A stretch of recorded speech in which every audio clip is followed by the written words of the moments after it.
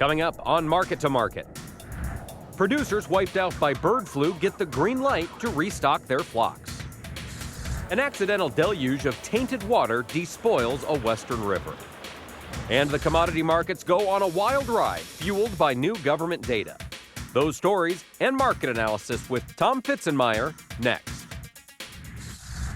Funding for Market to Market is provided by Grinnell Mutual. You think differently about a customer when you stand in the middle of his dreams. We work to make sure you get covered right. Grinnell Mutual, a policy of working together. Information on finding an agent near you is available at grinnellmutual.com.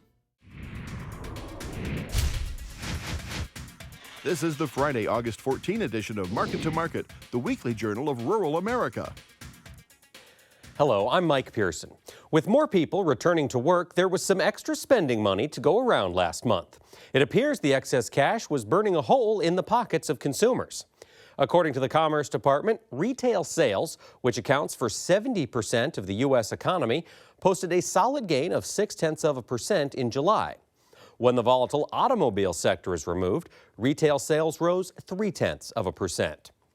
The Labor Department reported this week the Producer Price Index, an indicator of inflation, grew by 0.2%. After food and energy are removed from the equation, core PPI climbed 0.3%. And oil prices sank to 6-year lows this week, finishing Friday at levels not seen since March of 2009. Avian influenza devastated flocks in 15 states across the Pacific Northwest and Midwest this spring.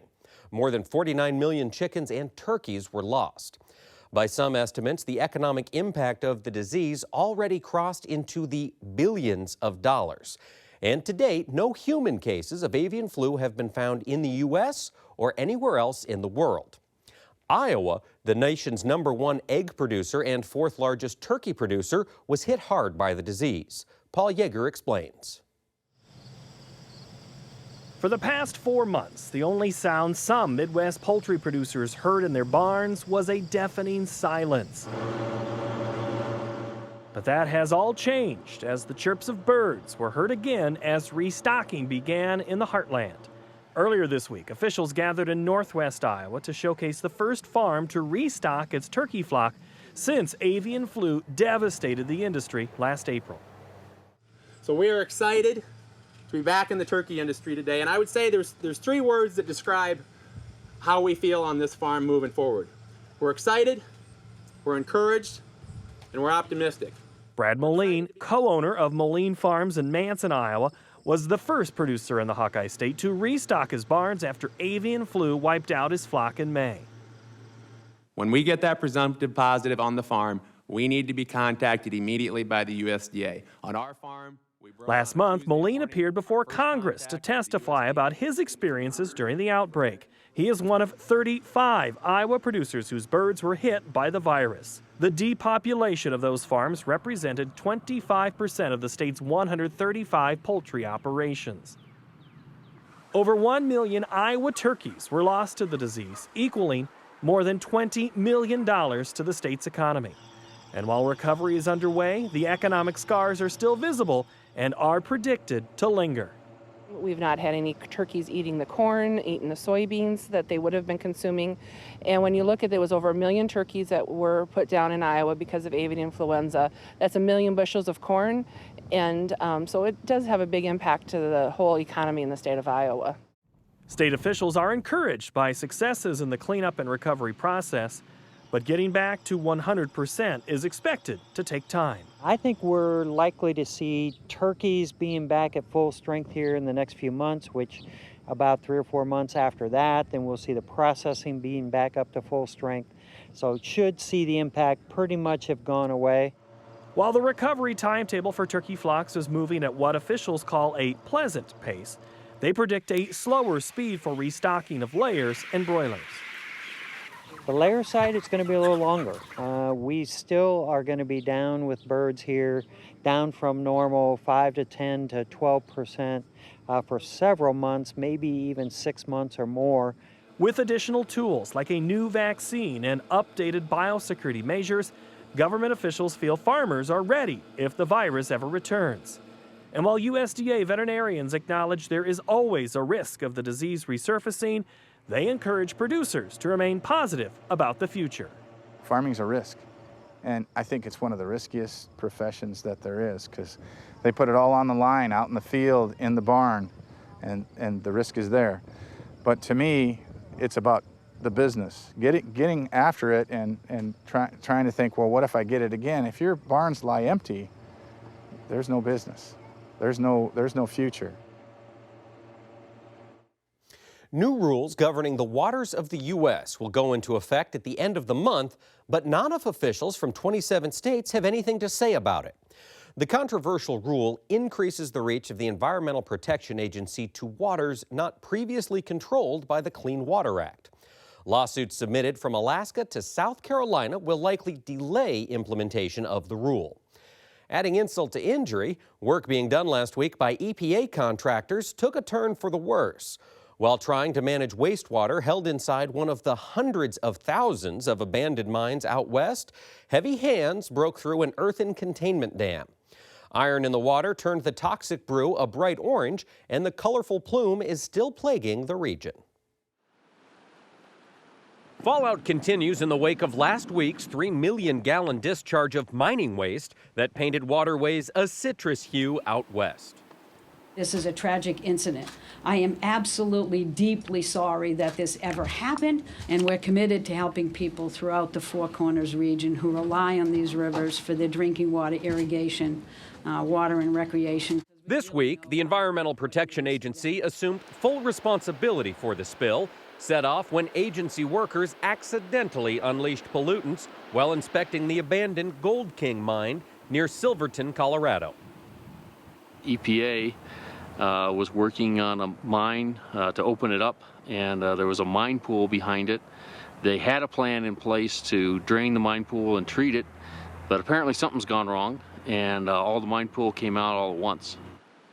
In response, Colorado and New Mexico declared stretches of the Animas and San Juan Rivers disaster areas after high concentrations of arsenic, lead, and other heavy metals gushed into Cement Creek, a tributary upstream. EPA representatives said the impurities were rolling too fast to be an immediate health threat. And while the colorful evidence was not readily apparent in waterways days later, Mile High State officials touring the site expressed long-standing environmental concerns. It points out that we've had an issue here for over 100 years. These old mines, a lot of the economy that this region was based on was getting gold and silver out of these hills, and it left a legacy of pollution. We've made tremendous progress, but we've got a long way to go, and a lot of these mines, we've kind of stopped them up, but we haven't dealt with the actual problem. As a precaution, EPA officials closed stretches of both rivers for drinking water, recreation, and other uses through at least mid-August. But Colorado wildlife authorities were surprised local aquaculture fared as well as it did. Yeah. I think a lot of us expected when that orange water came through that we would see a lot of mortality, we'd see a lot of dead fish the next day. We saw one fish out of 108 that died. So the fish did well. While heavy rains in the past have led to some tinted water in the area, the vibrant plume is no longer visible downriver at Lake Powell, which straddles Utah and Arizona. Authorities say contaminants have likely reached the reservoir, but water managers at New Mexico's Navajo Lake doubled output to help dilute the impurities.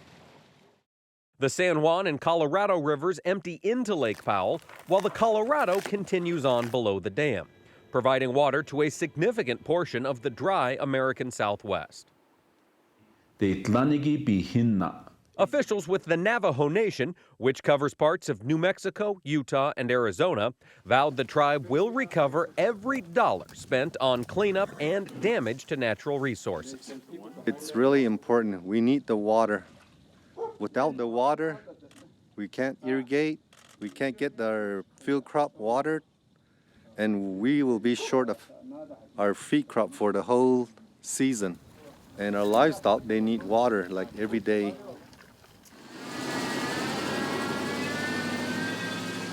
In the meantime, farmers and ranchers in the tribal area fearing no access to local water in the foreseeable future, have begun trucking it in to make ends meet. Since the 1990s, EPA considered designating a section of Colorado's Animas River as a Superfund site, a classification that would bring federal cleanup funds. But opposition led the federal agency to allow local officials to spearhead mitigation efforts instead. The levels have returned to pre-event conditions. Federal and state plans have converged to address the current situation, but outraged locals claim the approach falls short. We're mad that you messed up. You guys should have been more careful, but we need to move beyond that now. And it really points out to the fact that, as EPA chief, you need to look at what it's going to take to clean those mines up long term, once and for all, so we don't have this situation again.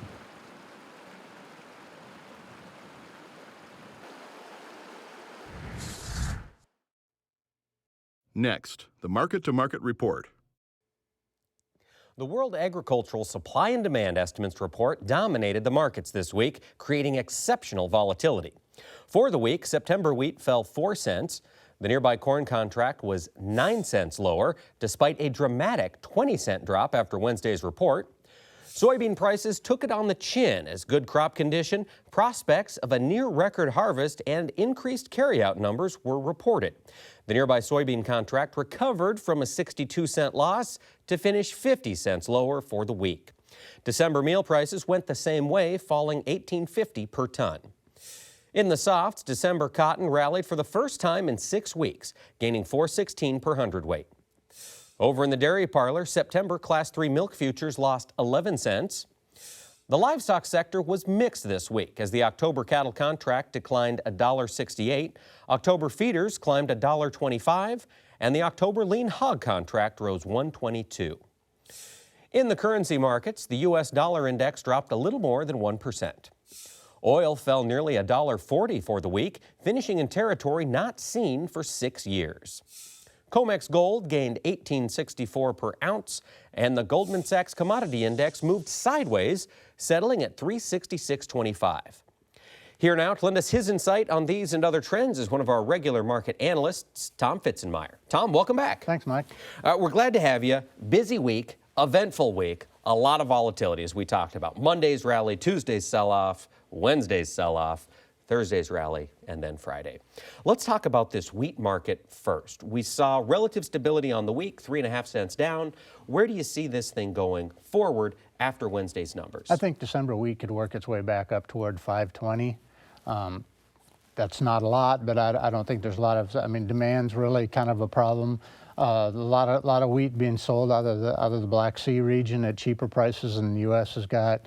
The winter wheat harvest is starting to sort of wrap up, so that's maybe a bit of a supportive factor. But then again, you got all the wheat available to the market. So there's some upside potential, but not a lot, I would say. Now, there's been some widespread vomitoxin reports here in the wheat crop here in the U.S. What kind of impact would that have on the market? I don't think it's not wheat that's going to be destroyed. It's going to be used somehow, so I don't see it having much impact. Blended and sold off. Yeah. Okay. Now, so December wheat putting another 10 cents on maybe. Did see some decent export news this week, or at least right in the range of analyst expectations. Yeah, that's about as good as you can expect on wheat, I think. Even going forward. Right. With the dollar where it's at, there's just not a lot of movement. No. Okay. Now, as we jump down and take a look at the corn market, this is where things got a little exciting this week. Yeah. The big number, at least one of the headline numbers that grabbed folks on Wednesday, was upping the corn yield from 166.8 to 168 and change. What are your thoughts? You talk to a lot of farmers across the Corn Belt. Does that seem legitimate? Has this corn crop grown? I think it has. The crop condition rating is only about 3% behind a year ago, and last year's yield was 171. So being a little under that, I don't think it's that far off. Now, that's been the argument, is the Eastern Belt compared to the Western Belt and all that. And as we rallied, all we were talking about was the Eastern Belt. And I think once the USDA's numbers on that Western corn crop, which is pretty darn good, came along, I think it could grow again going into the next couple reports. So I just think there's a good corn crop going out there. I mean, do you think looking at 3% under crop condition versus last year, I mean, we could push up to that 170 level? Well, up in the upper 160s anyway. Okay, 169, yeah. maybe put another bushel on, another 90 The problem is that this is a time of the year when crop condition rating tends to go down anyway, because, I mean, the crop just doesn't look as nice. The leaves get brown and the ears tip and all that stuff, so the ratings tend to go down a little bit, and we'll probably see a slight drop Monday. Okay. Now, we've got a question here from one of our followers on Twitter. This is Will in Jasper County, and I think he's got a question that a lot of folks are asking themselves after this report. He's wondering, for farmers with cash flow needs and not enough bushels sold through December, what selling strategies should they consider here with new crop, particularly on the cash side, or would you use an option? How would you manage that? Well, if you got cash flow needs, you got to sell the cash corn. That's about the only way to get any money. So I would guess if you get some sort of rallies back up in that $3.90, toward $4, I think that's where you'd have to step up and start catching up on some of those sales. I mean, we're looking at a carryout of what, a little over 1.7, 1.8. I guess I still think the USDA is way overstating export sales, and at some point we're going to have to deal with that. I mean, South America is still selling corn well under what we're offering it at versus the Gulf.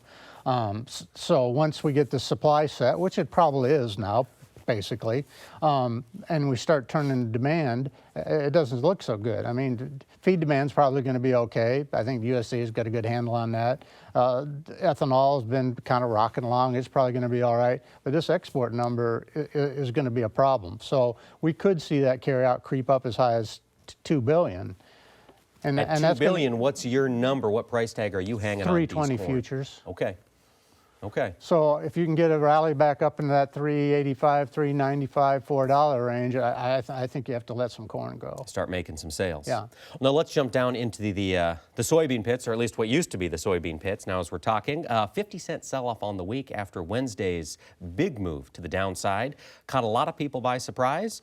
Where do you land on this report? I mean, it caught them by surprise on two fronts. One was that acreage. Everybody's looking for, we heard estimates as high as 2 million acres not planted. Well, it only came in 900,000 less, so you had that. The yield came in a little better than expected. I wasn't surprised by the acreage number because, number one, farmers like to plant. If they possibly can, they like to plant, and they got a chance to down in Missouri. And they've got a wider window than we had. Right, I think we were talking on the show, planters rolling on July 15th. Right. So. Yeah, so I guess that didn't totally catch me off guard. And we've had fairly good weather. There hasn't been a lot of stress on the beans hardly anywhere. Beans can do a little better at following moisture down if you have a dry period. So I guess I wasn't totally surprised by that number either. But the trade was leaning really hard the other way. And anytime you get anybody caught that hard, you have big liquidation and down you go. So. Well, now let's ask Will same question. Farmers with cash flow needs may be waiting on this report to see us push back north of 10. Didn't get it.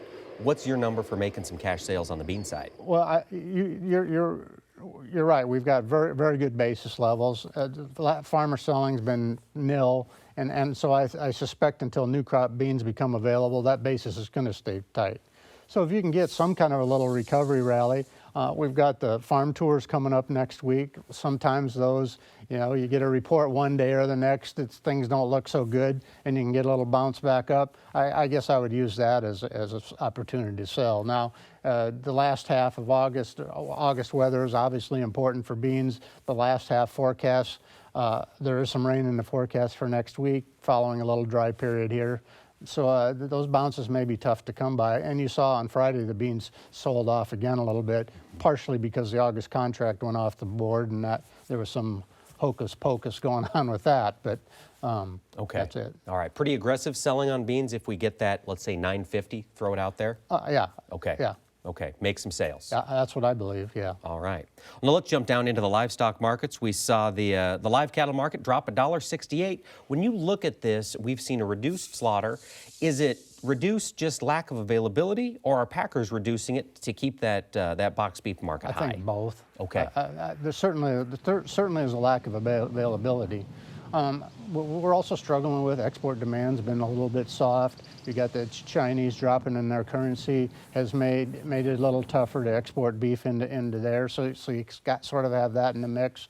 Now your numbers on retail sales and all that earlier in the show would seem to confirm that the consumer's doing all right, and you'd think they would have adjusted to the beef prices because they've been high for relatively quite a while. Yeah.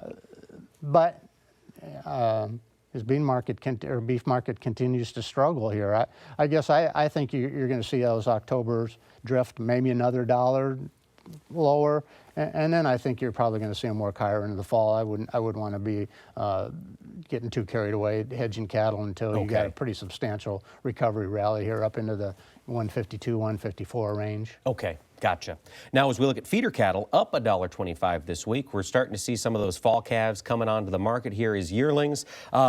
Is that going to pressure this market lower, or are we going to see a lot of excited buying out there on the part of cattle feeders and run this thing up a little bit? The disappointing thing to me about the feeder cattle this market this week was feeders were down Wednesday when the corn and beans were down sharply. Now that tells me there's some lack of enthusiasm there somehow, because you would expect with that kind of a down day in the grains, you'd have a pretty substantial rally in the feeder market, and it actually went lower. So to me, that's a sign of maybe some caution there.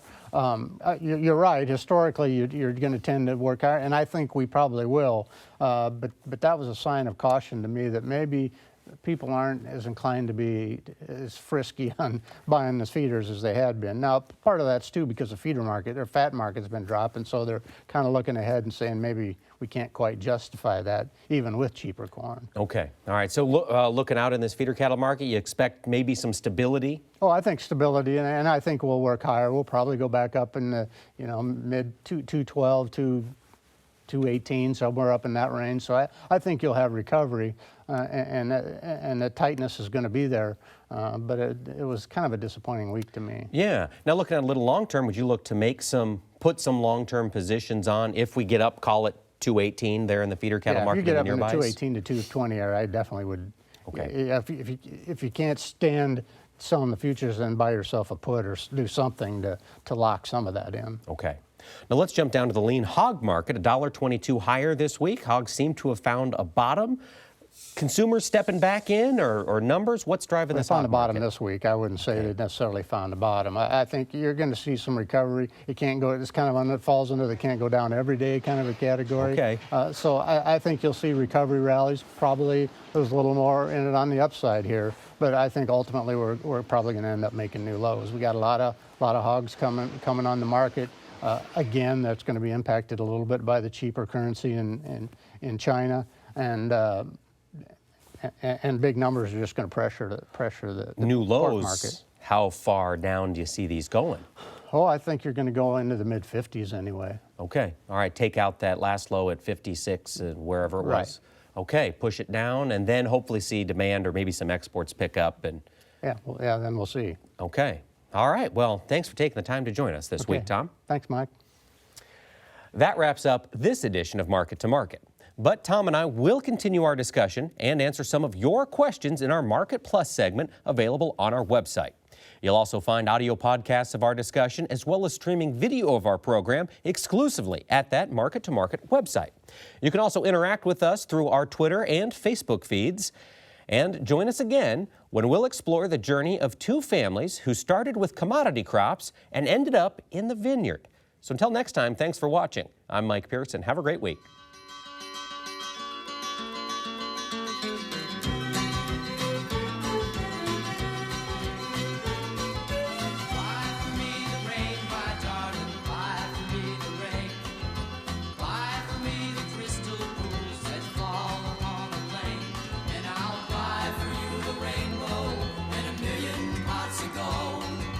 Buy it for me now, babe, for I am Market to Market is a production of Iowa Public Television, which is solely responsible for its content. Funding for Market to Market is provided by Grinnell Mutual. You think differently about a customer when you stand in the middle of his dreams. We work to make sure you get covered right. Grinnell Mutual, a policy of working together. Information on finding an agent near you is available at grinnellmutual.com.